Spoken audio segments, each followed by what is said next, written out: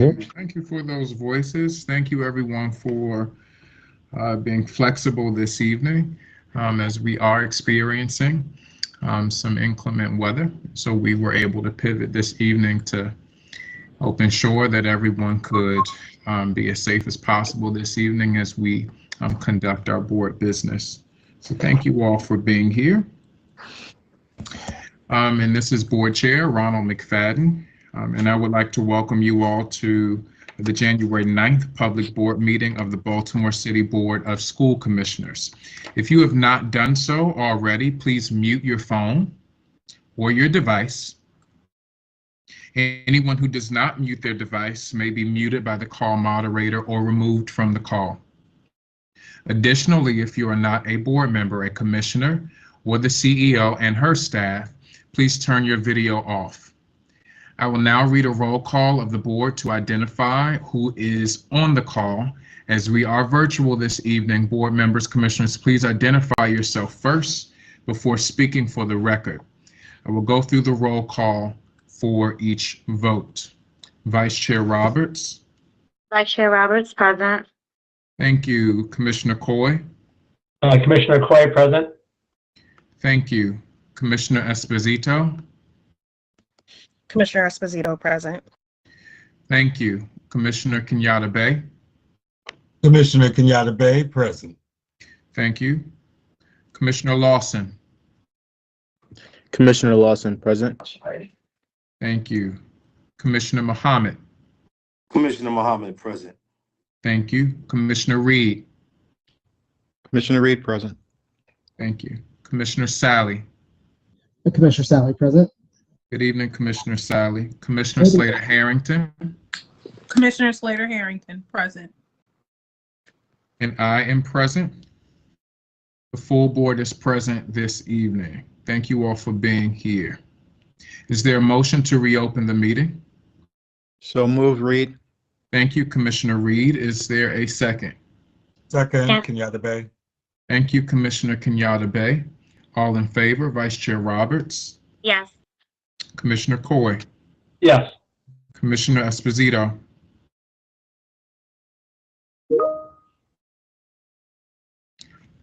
Commissioner Esposito, are you there? Commissioner Kenyatta Bay. Yes. Commissioner Lawson. Yes. Commissioner Muhammad. Yes. Commissioner Reed. Yes. Commissioner Sally. Yes. Commissioner Slater Harrington. Yes. And I'm in favor. That motion passes with 9 in favor and 1 absent. Is there a motion to approve the prior session minutes? The prior open session minutes? So moved, Reed. I'll take that, Commissioner Sally and Commissioner Reed as a second. All in favor, Vice Chair Roberts. Yes. Commissioner Coy. Yes. Commissioner Esposito. Yes. Commissioner Kenyatta Bay. Yes. Commissioner Lawson. Yes. Commissioner Muhammad. Yes. Commissioner Reed. Yes. Commissioner Sally. Yes. Commissioner Slater Harrington. Yes. I'm also in favor. That motion passes unanimously. Is there a motion to approve the closed session summaries? So move. Robert. Second, Reed. Thank you, Vice Chair. Thank you for the second. Commissioner Reed, all in favor. Vice Chair Roberts. Yes. Commissioner Coy. Yes. Commissioner Esposito. Yes. Commissioner Kenyatta Bay. Yes. Commissioner Lawson. Yes. Commissioner Muhammad. Yes. Commissioner Reed. Yes. Commissioner Sally. Yes. Commissioner Slater Harrington. Yes. Thank you. And I am in favor. That motion passes unanimously. Thank you all for that.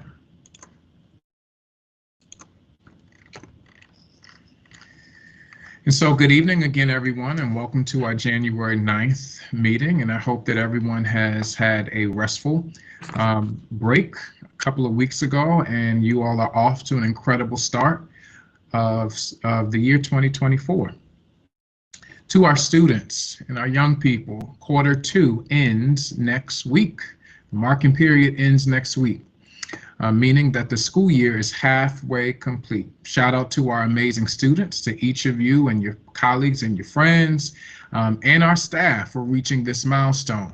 You all have done amazing things in such a short amount of time, from winning athletic championships, creating innovative programs, participating in exciting academic opportunities, being recognized nationally for our talent, and being artists and earning prestigious recognitions. We are extremely proud of your hard work, young people.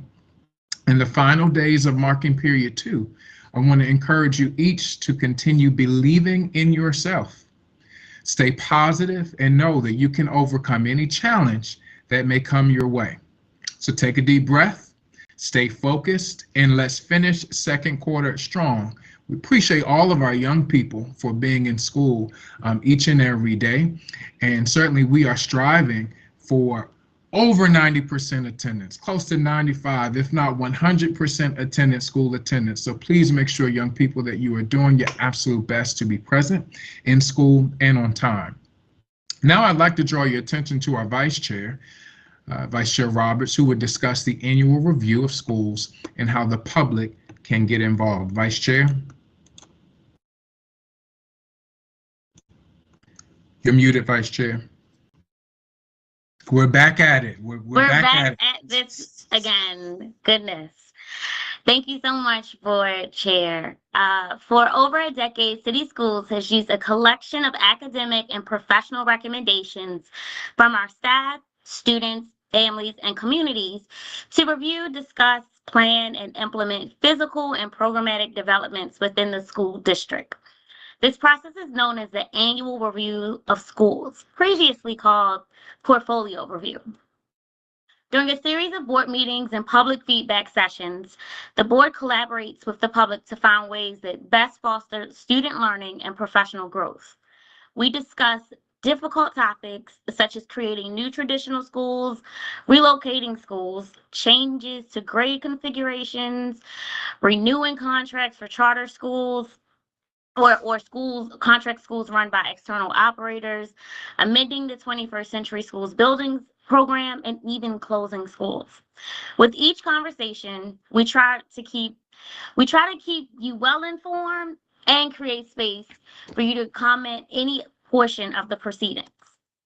To keep you up to date, here is a quick recap of what is happening regarding the annual review of schools.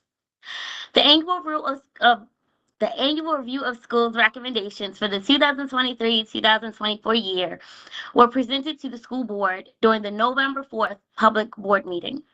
Recommendations for the district included combining Augusta Fell Savage Institute of Visual Arts with Bluford Drew Jemison STEM Academy West. Also combining the Charm City virtual program with the Port virtual program serving 6th through 12th grade in summer 2024. There was a recommendation for a change to the 21st Century Building Plan amendments for Southeast Middle building surplus date, moving it from 2025 to 2026.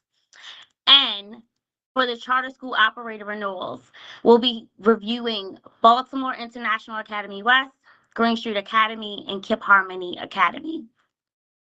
The board hosted an opportunity for public comment on these recommendations in a virtual meeting on Thursday, December 7th from 6:30 p.m. to 7:30 p.m. The board will also host the last opportunity to share public comment on the annual review of schools recommendations this Thursday, January 11th, from 6:30 p.m. to 7:30 p.m. The meeting is virtual, and more details on the meeting can be found on the City Schools website. The official board vote for the annual review of schools is January 23rd. After the January 11th meeting, there are no more opportunities for oral testimony. However, the board will accept written comments or data until 5:00 p.m. on Friday, January 19, 2024. Written comment should include full identification of the sender and should be emailed to portfoliorecommendations@bcps.k12.md.us or directed to the Baltimore City Board of School Commissioners at 200 East North Avenue, room 406, Baltimore, Maryland, 21202. I highly encourage you to attend Thursday's meeting or send in your public comment. Your feedback directly affects each commissioner's vote. Thank you. I will now turn it back over to Chair McFadden. Thank you, Vice Chair Roberts. In addition to your feedback, members of our communities and members of the public, on the annual review of schools, public feedback sessions for the district's 2024-25, we call this FY25 now, school budget, will be announced soon. As you know, city schools will host a series of opportunities for parents and staff to learn more about the district's school budget and open the floor for any of you to share your thoughts on how we spend money for students, how we allocate resources for student wholeness, literacy, leadership, equity, and district office structure. It is important that we have an open dialogue with our students. I know many of our board members here, all of our board members, all commissioners have adopted networks and have been active in those networks. But we encourage open dialogue with all of our students, family, staff, and the community, the various communities that make up Baltimore City before our budget is finalized. Your feedback directly affects the direction the budget will take. As a reminder, next school year, the district will not receive ESSER federal funding that was provided to us due to the pandemic, the COVID-19 pandemic. A smaller budget means fewer splurges and even budget cuts. We need you to help us prioritize funds in areas that directly support you, our students, and our families. I highly encourage each of you to visit the City Schools website for details about the budget reset and stay tuned for more details on the school budget feedback sessions. If you haven't already heard from your school leaders, please reach out to your school leaders as well. Last month, the board participated in two pretty significant events. One, the Arts Education Town Hall, and the cross-country elementary middle school ribbon cutting. We're so excited about that. We know that students just entered that new space, I believe, last week. Everything is rocking and rolling, and we're certainly excited to be able to have our young people in that 21st century building that they deserve. Both events directly impact the board's work as they focus on upkeeping school buildings and increasing the amount of quality educational programming. Commissioner Kenyatta Bay attended that Arts Education Town Hall last month, and I want to give Commissioner Bay the floor to speak more about the event and share some takeaways. Commissioner Kenyatta Bay. Thank you, Board Chair. The Arts Education Town Hall was held on December 13th from 6 p.m. to 7:30 p.m. at Baltimore Unity Hall. Forgive me. Thank you. At Baltimore Unity Hall. Educators, parents, students, and community members were all invited to hear testimonies from City Schools alum and enjoy special performances by the Mount Royal Elementary Middle School Choir and Baltimore Leadership School for Young Women dance team. Most importantly, the event focused on what access to quality arts education can look like across the district, with the latest updates on Baltimore City's Fine Arts Strategic Plan. The Baltimore City Fine Arts Strategic Plan was adopted in 2018 to increase the district's access to music, visual art, theater, dance, and media arts instruction while nurturing each student's unique gift of talent and creativity. This plan has 5 goals. Number 1, implement the arts as a core subject in compliance with COMAR for fine arts. Number two, ensure consistency in arts curriculum, instruction, and assessment, alignment with MSDE fine arts standards. Number three, support student learning in and through the arts by integrating the arts across the curriculum. Number four, ensure access to student experiences, support quality arts through in and out of school partnerships. And five, establish an administrative structure to initiate, coordinate, and execute system-wide arts initiatives, professional development, and curriculum. During my experience at the town hall, I was greatly moved by the intensity of those people that were there to participate. The people recognize the arts as a vital part in the education of our young people, in that it teaches the skills of collaboration. It deals with cross-curricular thought processing. And in this world, in this age, the skills of innovation are greatly sought after by businesses everywhere.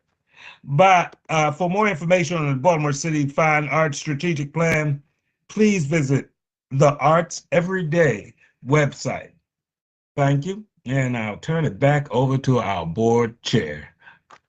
Thank you very much for that, Commissioner Kenyatta Bey, and thank you for attending that event and for giving that information. Commissioner Lawson, can you talk to us a little bit about Cross Country Elementary School, that ribbon cutting that we attended together?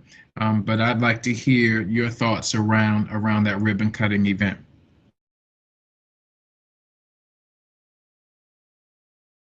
Sure. Please give me 1 second. So the cross-country ribbon cutting ceremony happened December 13th at 2 o'clock from 2 to 3. During the ceremony, we heard the importance of the upkeep of our buildings and student education growth. I was really excited to be a part of this historic moment for the community and city schools as a whole. And I do want to shout out the 2 members of their Student Government Association and their band for their hard work at that ceremony. That's all I have for us tonight.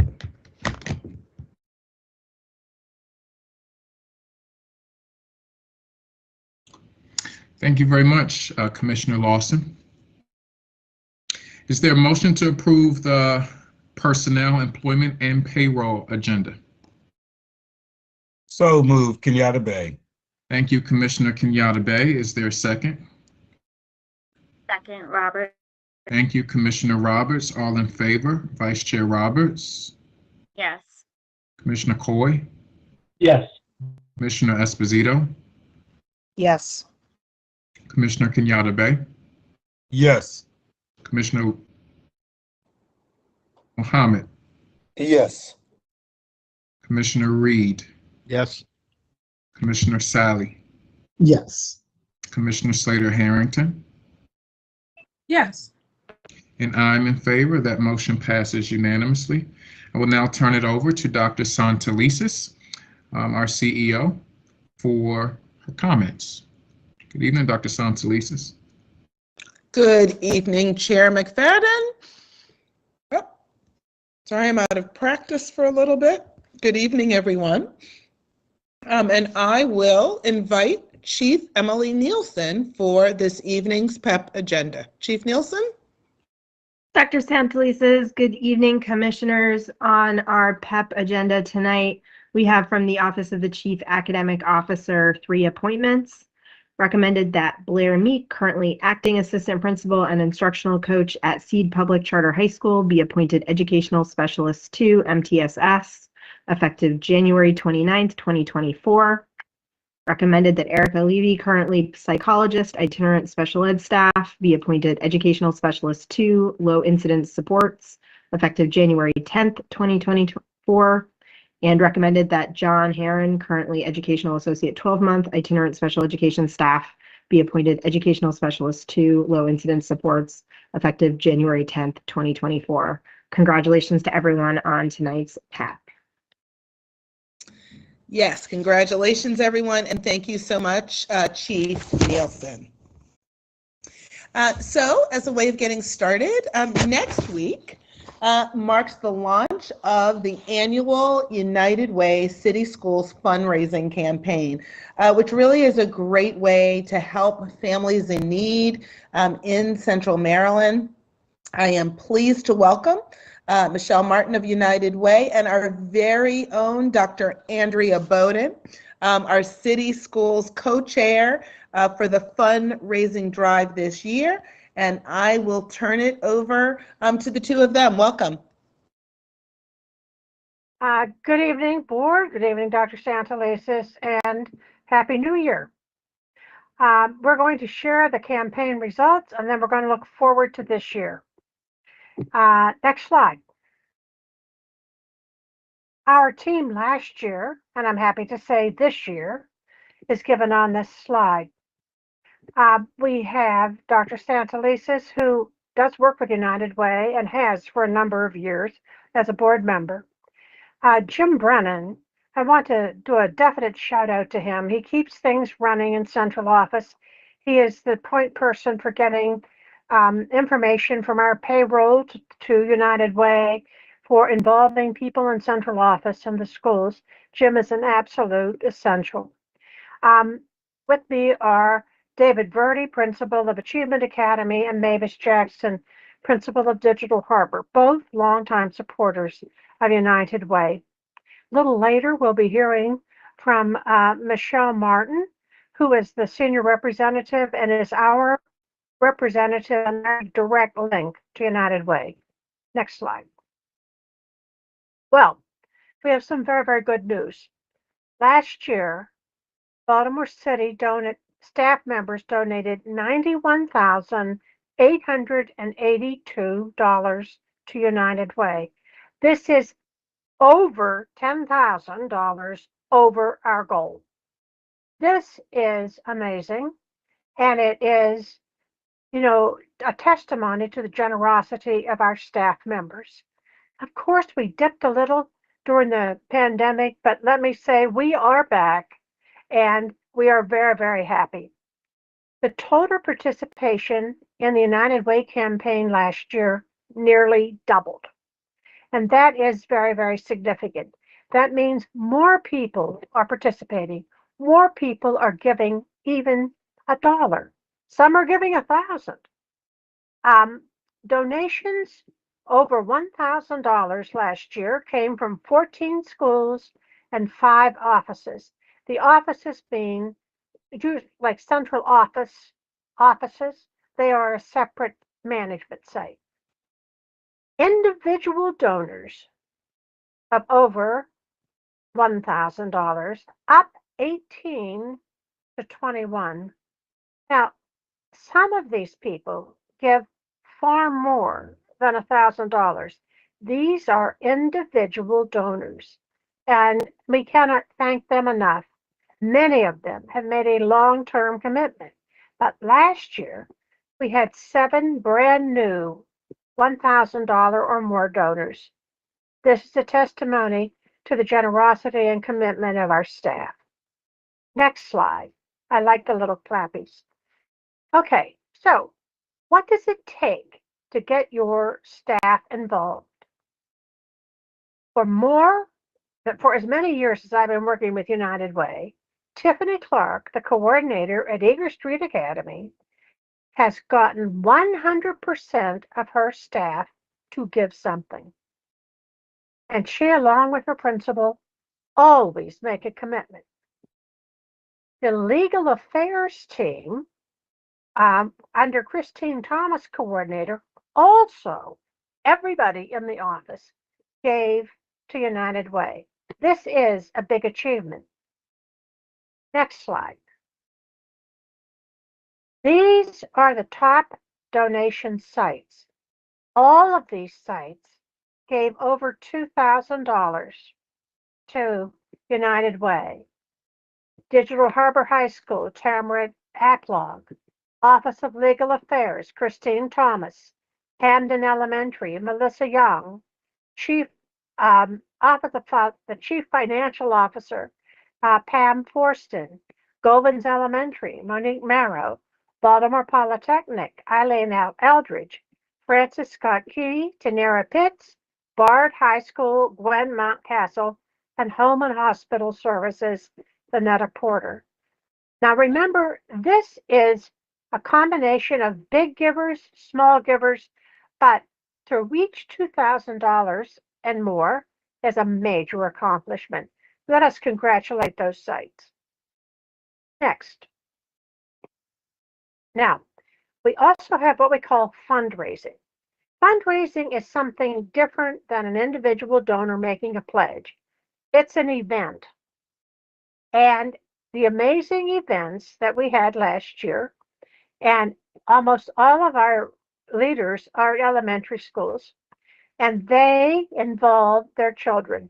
There were some very, very creative ways to involve the children, but they made sure that the children knew they were giving their pennies and nickels and dimes and quarters to help other people.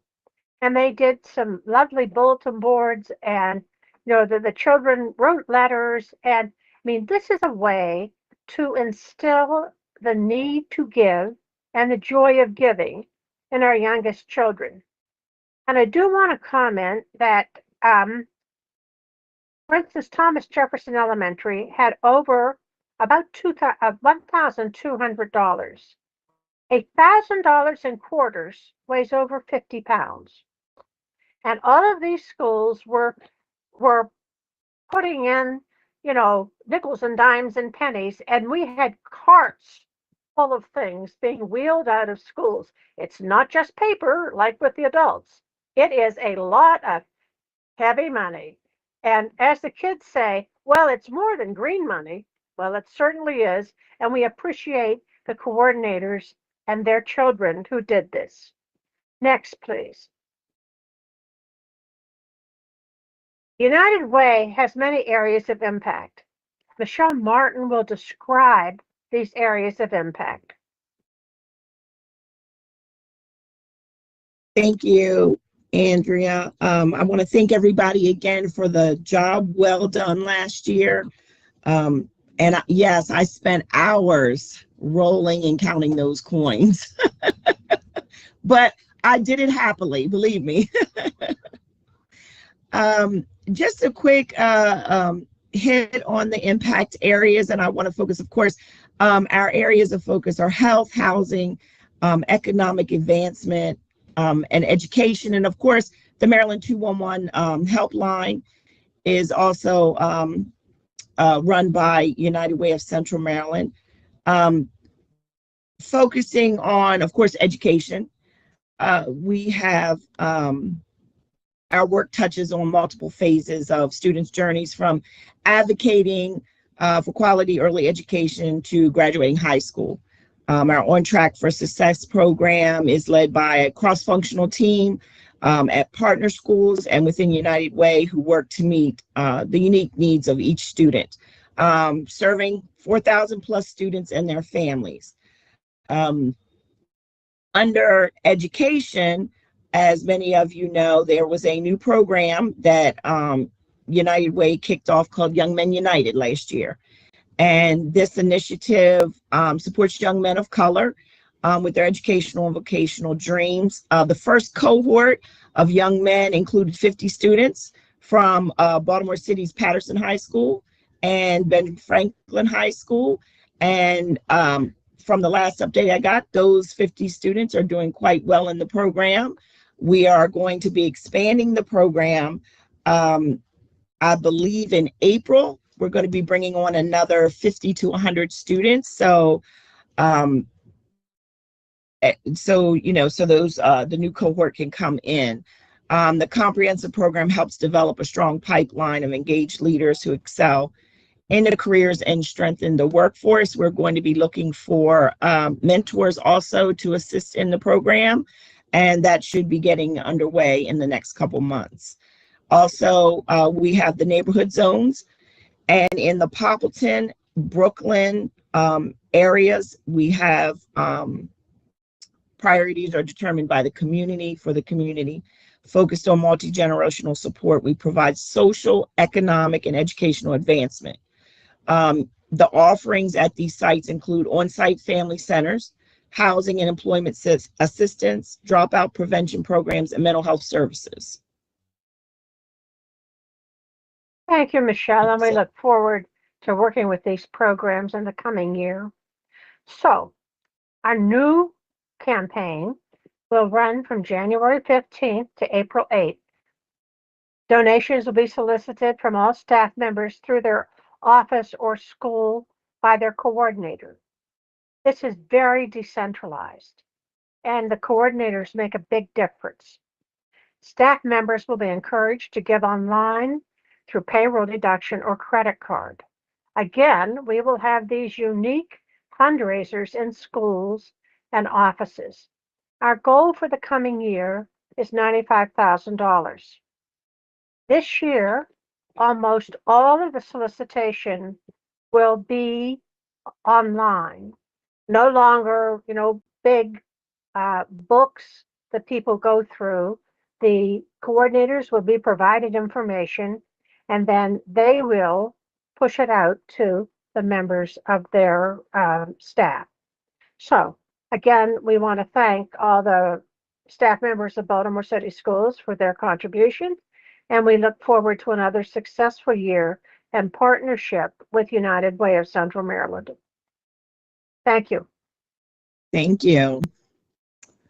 Thank you both, and really big shout out also to Dr. Bowden in particular, just because I remember asking her to be our Baltimore City Schools point person, lead on this a number of years ago, and to see her still doing this, working with Michelle. I just want to thank both of you for your work and lift, particularly Dr. Bowden. And then I just want to thank all of Team City Schools. The fact that we are mobilizing the way that we are for the community whose children that we teach, it is wonderful to now see Team City Schools giving back at such a high level. So shout out to them, and let's go get them again this year, folks. Thank you. Thank you, Dr. Santelises. Next, I really want to highlight another important indicator of the progress that our schools and our students are making. Each year, the Maryland State Department of Education issues a report card, including a star rating for every school in the state. Schools earn 1 to 5 stars annually based on critical academic, college readiness, and attendance measures. Coming back from the pandemic, it was particularly challenging in a number of these areas, but last month, MSDE released the 2023 Maryland report cards, and I am thrilled to announce that Baltimore City Schools outpaced the rest of the state in the number of improved schools from the previous year. In fact, our district has more improved schools by both number and percentage than any other school system in the state. This is a major accomplishment. It is credit to our school leaders, school teams, teachers, parents, students themselves, and just all of the support team members. This is a Team City Schools achievement. We know we're not fully where we want to be, but we are seeing the trajectory of growth. So it is now my pleasure to virtually introduce Chief Teresa Jones, Chief Achievement and Accountability Officer, who will review the highlights of the 2023 report. Thank you, Chief Jones. And thank you, Dr. Santelises. So it is indeed my pleasure to be with members of the board this evening and members of the public to provide a little bit more insight in terms of this most recent report card release. So Mr. Kennedy is going to drive the slides for me, and we'll go ahead and get started. So first, just by way of overview, the Maryland School Report Cards are a great way to get insight into how schools are performing across the state. Each report card includes information about a variety of different measures. We'll do a quick overview of those measures momentarily. And that resource provides useful information for school communities and the broader community to understand how schools are performing, as well as to engage in dialogue around what does it mean to continue to keep strong schools strong and to improve those that have areas of opportunity. Next slide, please. So when it comes to the report cards themselves, again, as Dr. Santelises indicated, schools are assigned a rating from 1 to 5 stars. This slide gives a little bit of an overview around how those stars are assigned. Over to the far right, you'll see that this is based on a percentage of points. So based on the characteristics of a particular school and the data that are used for report card ratings, essentially we take a look at the number of points earned divided by the number of points that they are eligible for to determine the percentage of points that will reflect their star rating. So that is the scale that is represented on the far right. Over to the left, you'll see that broadly speaking, the points are assigned into 2 major categories: the academic, which is worth up to 65 points, and then the school quality and student success measures, which account for 35 points. We are going to do a little bit of an overview based on the school band, the grade band in school. For what that means as it relates to the different measures and indicators. But what you'll see noted here is that they do vary slightly based on whether or not a school has elementary or middle grades versus high school grades. And the data points that are used may vary slightly as well, depending on the student population. So for example, for those schools that have large numbers of English learners, they actually get points available in the areas of English language proficiency. So we'll do a quick overview of each of these based on the school type, and then we'll get into what our ratings are here in city schools. Next slide, please. So first, for our elementary and middle schools, again, you'll see that there's that 65-35 split. Over to the left, when it comes to the points that add up to that 65%. The first area is around academic achievement, and that is using data from the Maryland Comprehensive Assessment Program that we call MCAP. And that is assessment data that's looked at in a number of different ways. So some of that is reflected here in the academic achievement measure. Also, when it comes to MCAP data, there's also an input around academic progress, where we take a look at the growth in English language arts and math. There's also the ability to earn points based on completion of a well-rounded curriculum and the credits that are reflected in their ability to complete that well-rounded curriculum. When it comes to those schools that have at least 10 English learners, they also then are able to earn points for English language proficiency progress. That is reflected on this left side as well. On the right side, the school quality and student success measures fall into 3 categories. The first takes a look at attendance using a measure around chronic absenteeism. The second uses a survey, and that's inputs from both students and educators in schools for a climate survey input. And then there's also this question of the opportunities or access to a well-rounded curriculum. Next slide, please. When it comes to high schools, they too have a 65-35 split, but with slightly different measures. So again, we do see that there are academic achievement measures reflected, but instead of having academic progress, you'll see that graduation rate is listed here. When we look at graduation rate, we look at the adjusted cohort graduation rate composite, which looks at both 4-year and 5-year graduation rates. Again, for schools that have English learners of 10 or more, there's the English language proficiency measure. And then you'll see noted the readiness for post-secondary success measures. So similar to the elementary and middle, there is a credit for completion of a well-rounded curriculum, but in the case of high schools, there's also a measure that we call on track in 9th grade. When it comes to the 35%, we see the same 3 categories. However, the inputs look a little different, particularly for the opportunities or access to a well-rounded curriculum. Next slide, please. So again, as we've shared some highlights, we're excited to share that we have over a quarter of our schools demonstrating improvement from last year to this year. We'll break that down for you in a moment, but as the key points reflected here indicate, we had 27% of our schools that gained a star rating and only 6% of schools that lost a star rating. And so when we take a look at how that compares in the state of Maryland, it does indeed indicate that we are on a faster rate of improvement as reflected in this last round of results. When you look at Maryland, there were only 8% of schools that gained at least 1 star, and 28% of them actually lost at least a star. When it comes to the highest rating level of 5 stars, we have 2 schools that earn that maximum 5-star rating, and that was Baltimore School for the Arts and Baltimore Polytechnic Institute. When you take a look at how districts across the state also looked at increases in their star ratings, we were one of only 2 school districts where we had more of our schools gain a star versus losing a star. So again, another indication that we are certainly on a path of improvement.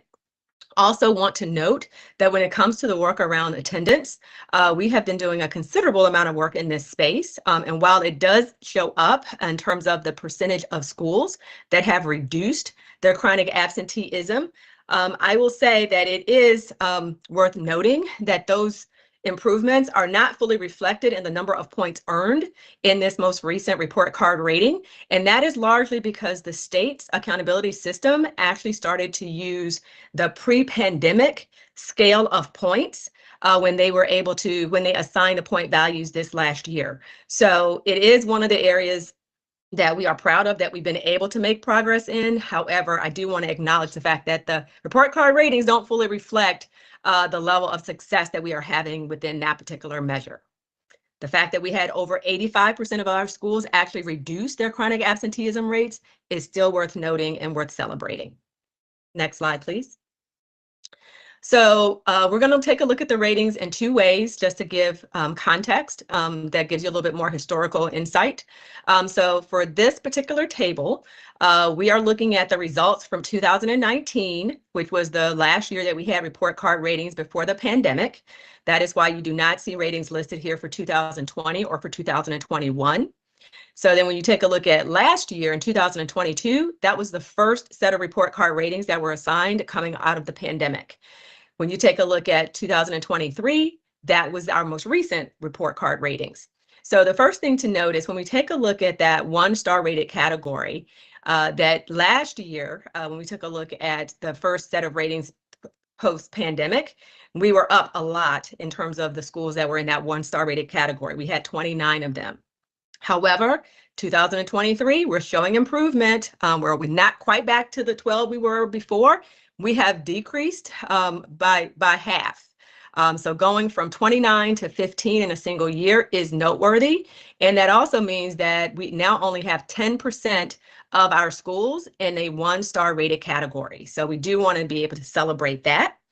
In addition to that, you'll see that the higher star rating categories of 3, 4, and 5, we're continuing to make ground. So we are now up 10 percentage points versus last year. Last year, we had 25% of schools falling into those 3 categories. This year, we're up to 35. So again, while Dr. Santelises has stated, while we're not quite where we want to be, we certainly are making progress, and it is reflected in the results that you see here. Next slide, please. I also want to share with you another view of our star rating improvements, looking at what that means over time. So the slide that we just reviewed simply takes a look at the ratings for each of the individual years.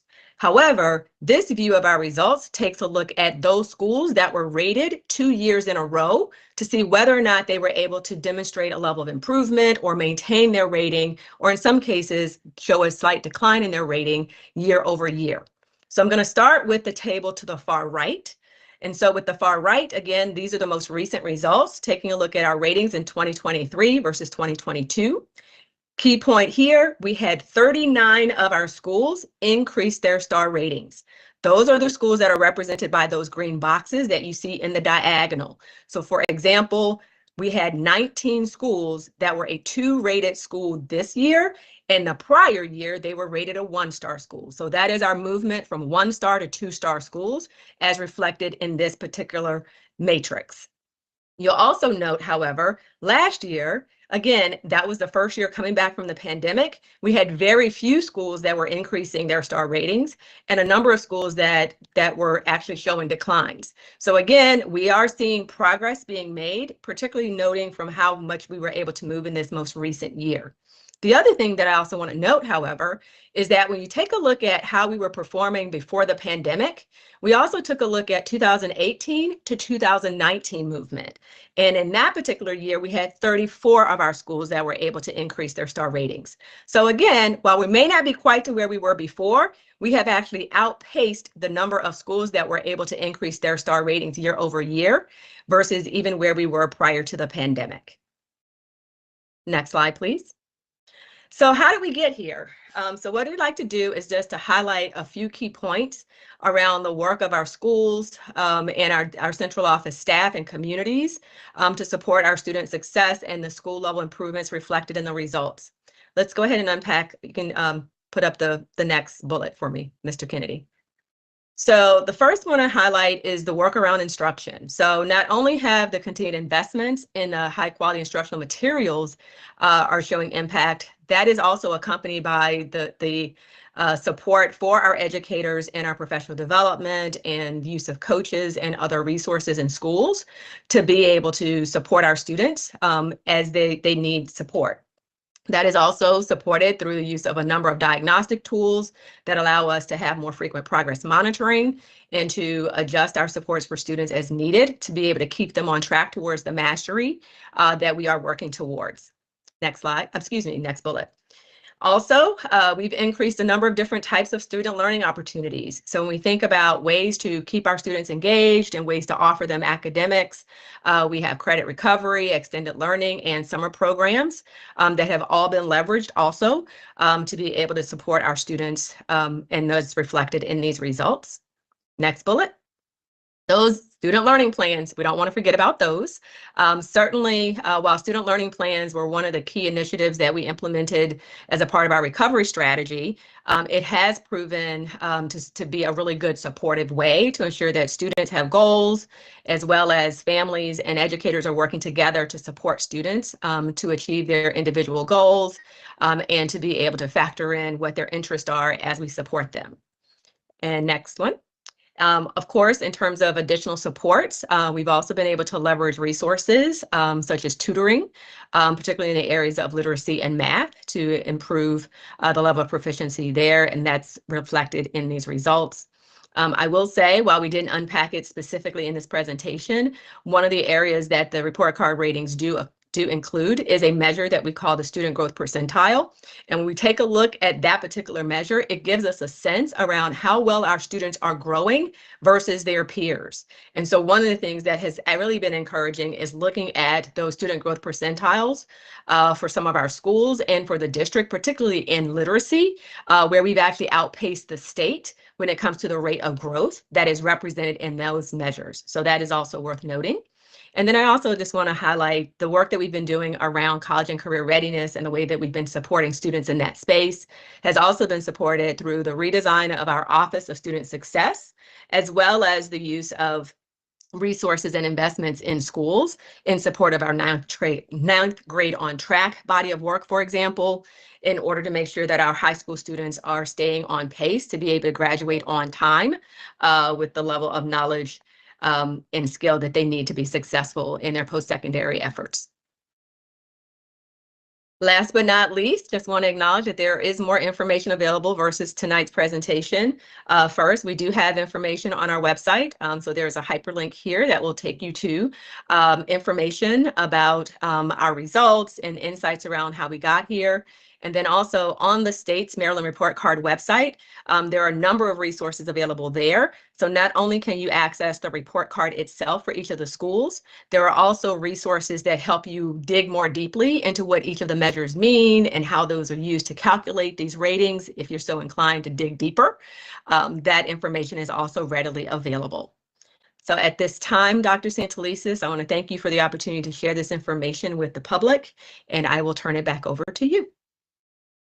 Thank you very much, Chief Jones. And again, a big thank you for our school leaders, teachers, district staff I do think that, again, this is not the final destination, but the rate of growth means that we are on the right path. We are increasing our pace of improvement.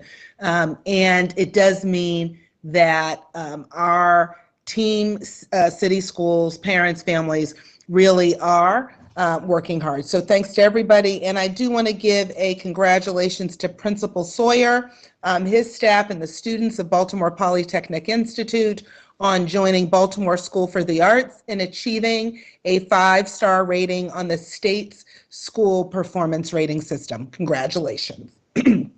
Finally, I would like to give a huge shout out to Roger Schulman, President and CEO of the Fund for Educational Excellence, Paul Wallman, co-founder of the Heart of the Schools, Kevin Leary, and the entire team at the Heart of the Schools, which is a program of our partners at the Fund for Educational Excellence. I just want to convey my personal thanks to the team for once again hosting the Heart of the Schools holiday celebration, which was held at M&T Bank Stadium on December 14th. I think we might have pictures of that time to really recognize the significant contribution our school and district leaders make to the success of our young people. The principalship is unquestionably, and this is throughout research as well as throughout everyday practice, is unquestionably one of the most demanding and rewarding jobs in education. And every year, the fund puts on a fantastic celebration in honor of our principals to thank them for everything they do on behalf of city schools. And it really is a great time. You can see here we had a great time, and I know that our principals appreciated the event. Everybody's shoulders went down. You can see the dancing, the line dancing, and everybody got to show their stuff while we also got to eat at the same time. So just want to say thank you for that. And I think it's also important to really recognize that the fund really gives year-round support to city schools. There's a grant program that enables principals to apply for funding for additional resources and school enhancements. Over the past number of years, the Heart of the Schools has supported over 200 projects in schools across the district through the Heart of the School Fund. Examples of funded activities include field trips, professional development for teachers and staff, technology for classrooms, and school beautification projects. Finally, every year, Heart of the Schools honors 10 exceptional principals selected from community nominations through the Heart of the School Awards. This May, they will again be hosting the Heart of the School Awards at the Hippodrome Theater. The nomination process is open now, and I want to encourage everyone to vote for their favorite principal at www.heartoftheschool.org/nominations. It is now my pleasure to welcome Kevin Leary, who is representing the Heart of the Schools team, with our thanks for their partnership on behalf of our schools, students, and families. Kevin, are you here?